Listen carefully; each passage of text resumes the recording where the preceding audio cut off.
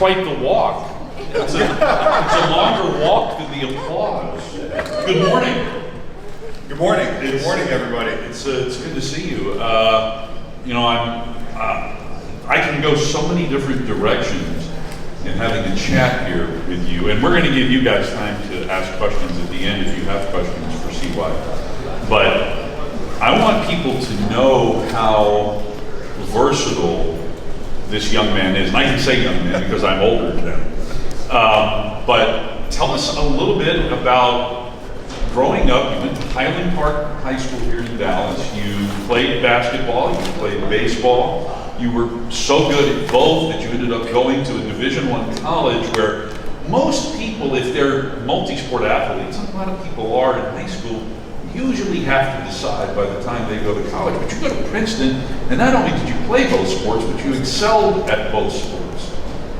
So was Princeton a choice because they were a school that allowed you to do both?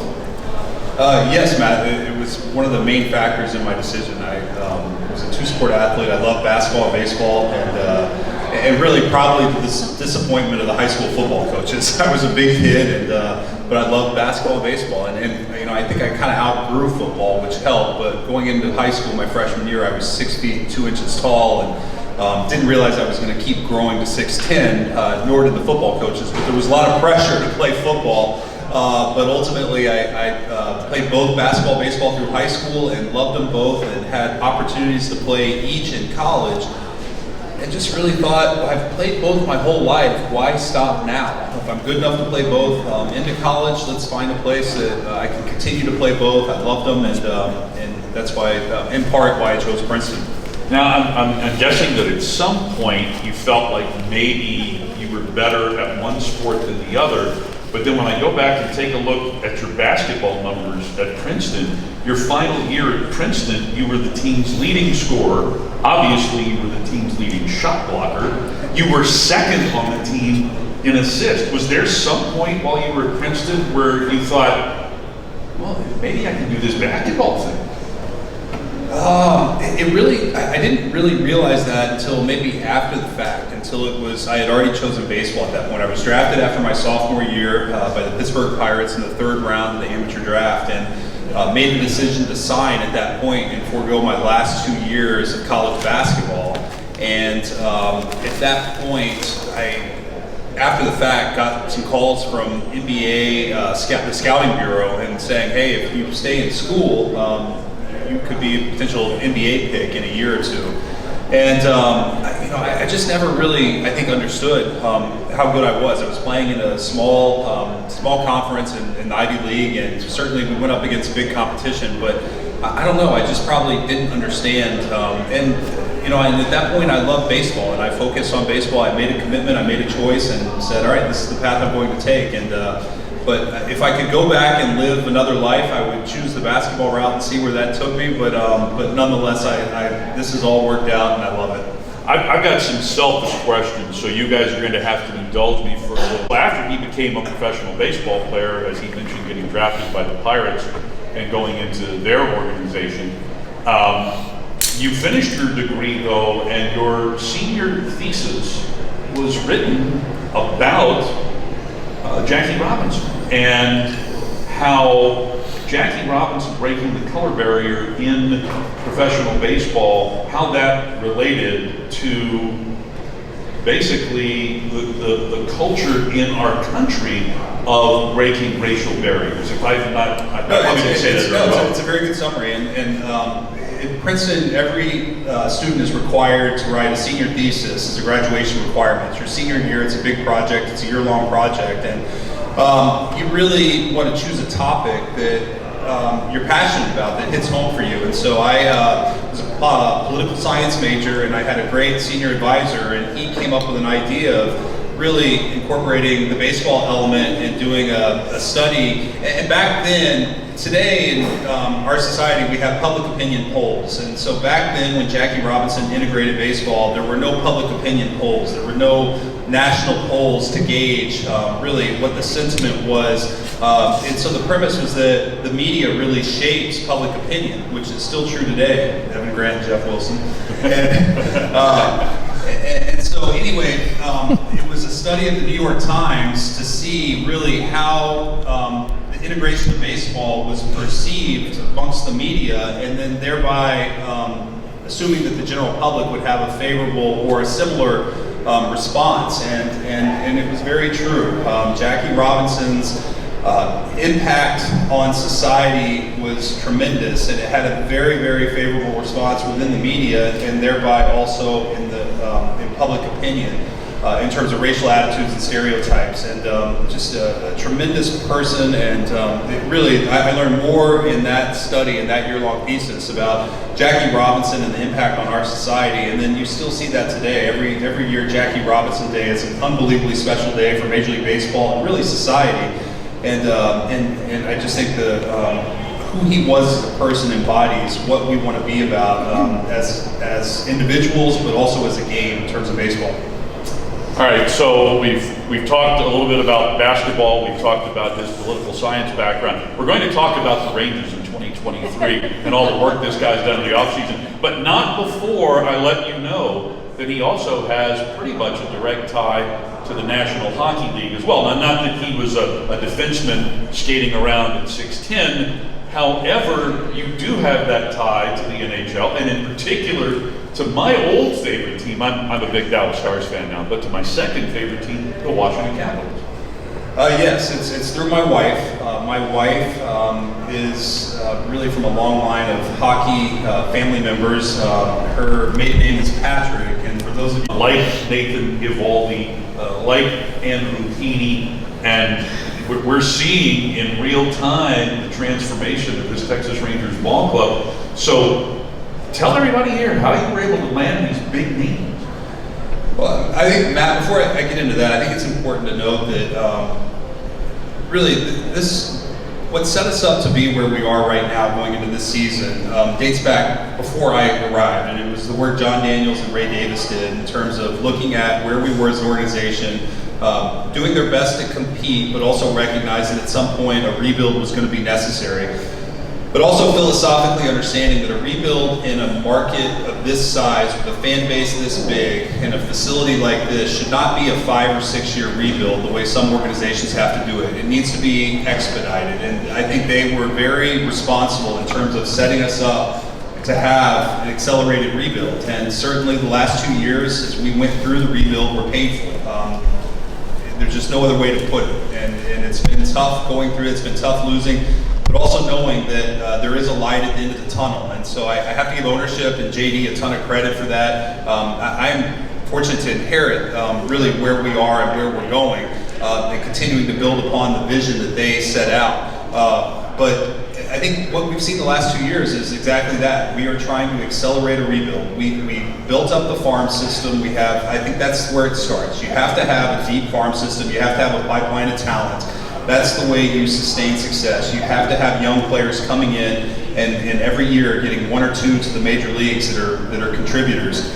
And then I think we had the resources that ownership has provided to go out into the free agent market and find the core players to build around. And it started with Marcus Semien and Corey Seager and John Gray. And I can't say enough about those guys choosing to be here. We were a 100-loss team 2 years ago, and we went into free agency, and those guys had opportunities, and we don't know what the money would have been elsewhere, but they could have easily said no to us, that no, we don't see a window to compete, we want to win, every player wants to win. And those guys said, no, we believe in what you're doing, we understand it may be a year or 2 away, but we're willing to come there and be part of that. And that really was the foundation of what we're building. And so now with a young farm system, a deep, good farm system coming, some foundational pieces in terms of Corey and Marcus up the middle, and then this offseason allowed us to step out and really address the pitching. And I think ultimately, as we are building a winning club, it's really important that our young players, when they get to the big leagues, they have the right veterans around them that, 1, create a winning environment, and 2, set a positive example for them in terms of the expectations on a daily basis, that they have players to look up to. And I think that's the difference. I think that's how we have accelerated our rebuild. It's why we're in a position this year to go out and compete for the playoffs. And I think really the credit goes to ownership, it goes to JD, and then certainly to a number of others in the front office and beyond that have helped us accelerate this. But I'm really excited about it, and I think we're in a good spot. All right, so the question that I get most often when we go out in the public has been around for a while, but they've both had injury concerns here recently. I think DeGrom had 12 starts last year for the Mets. I think that Eovaldi had 14 starts or 15 starts last year. So clearly that's a concern, but it wasn't enough of a concern for you guys not to go out and get them. And so how comfortable are you with where they are in terms of their health? Yeah, look, I think that we're very comfortable, first of all. Let me say that. We're very comfortable in terms of the medical, the health. And I think it's not just in part of the medical report. I mean, there's a lot of factors that go into this. We did a ton of background information on these players. It's really understanding the person, understanding the work ethic, the way they compete, the understanding of how their body moves, doing biomechanical analysis before we even determine that they could be a potential option for us. And then understanding, you know, the fit in terms of the team and really the depth that we have to supplement. You know, every team deals with injuries, and every player really goes through injuries at some point. There are very few players that stay healthy over the course of a long period of time in their career. And so I think understanding what the injuries were, who the person is, how they've rehabbed, their commitment to being great, and certainly we have no questions about these guys. These guys want to be as good as they can possibly be. They want to maximize their full potential, and so I think that, and that combined with our medical group, I think we have a tremendous medical team. Our team doctor, our trainers, our physical therapists, they're just tremendous, and we've had a very good track record of players coming here, staying healthy, really at similar points in their careers, and I think we feel very confident in their ability to stay healthy, but we also feel confident in our ability to supplement those starts that we may lose when they do experience an injury. We recognize there are going to be times where, you know, they're getting some fatigue in their shoulder or their elbow or maybe anywhere else in their body, and we need to back off a little bit and let them recover, rest, and supplement that with other pitchers, and then they'll be fresh and healthy again. So we feel really good about where we are. We feel confident in those players. We feel confident in our medical team, and I think the risk is worth it. All right, how many of you here are familiar with the website Baseball Reference? 100 prospects in the game. If you haven't seen that, of those top 100 prospects, all throughout baseball, all 30 clubs, the Rangers have 6 on that list of 100, so that's about double what the average would be for any ball club. I think there are only 3 or 4 teams at the most that have more than 6 prospects on that top 100 list. And as you mentioned and referenced earlier, that's really exciting for this club. Yeah, you know, it is exciting, and I think that's what's most important in terms of where we are as an organization, is that we haven't spent at the big league level and have a bottom 5 farm system. We have a top 5 farm system right now. We have a lot of depth. We have a lot of young players that over the next few years are going to make significant contributions to our big league team, and I think that's what's most exciting, is that we now have the foundation on the player development side to really sustain our success at the big league level. Now, we have to continue to develop these players. They're not finished. They're not ready for the big leagues right now. We have to keep getting the best out of them and pushing them along, but what we've done is maybe allow them more time to develop by spending at the big league level and making them have to earn their way to the big leagues. And I think that's really what the best organizations, the most successful organizations have done. You talked about competition in the last question, and it's one of the key things that we preach to these guys, is that this is a performance-based game, and you have to earn your way here, and it's not easy. And it's a big challenge. It's really hard, but once you get here and you know that you've earned your way, you know you belong. And I think that's an important element to their development, is that when they walk in this clubhouse and they become a member of the Texas Rangers, a team that's winning and striving to win championships, they know I belong here, versus maybe having been given an opportunity simply because, you know, there weren't many options in front of them. So it's a big mentality shift. I think it's great for our organization. I'm really excited about the young players we have. And honestly, I'll tell you, I'm not smart enough to tell you exactly who's going to be the best player in the group, what their ceilings are. I don't think anybody's good enough to predict that. I think that they're going to show us, but I think the more good players you have, the more likely you are to have some that are really going to become major contributors at the big league level, and I feel really good about where we are. Okay, you addressed this last night at our leadoff event, our 2022 awards banquet, so to speak, and I want to give you the opportunity to address this with these fans, and that is with all the excitement of all the signings and everything that Ranger fans can anticipate for 2023, the fact that you guys went out and hired Bruce Bochy to be your manager and brought back Mike Maddox as your pitching coach. We're talking about two guys who have a great track record of success. So in getting Bruce Bochy, what drove you to want to bring him to the organization to be the man to lead this team on the field? Well, Matt, going back to last August when we decided a different voice was needed in the dugout, we really spent the next 6 or 7 weeks as a front office going through and identifying the criteria that we felt we needed in terms of the next leader in the dugout.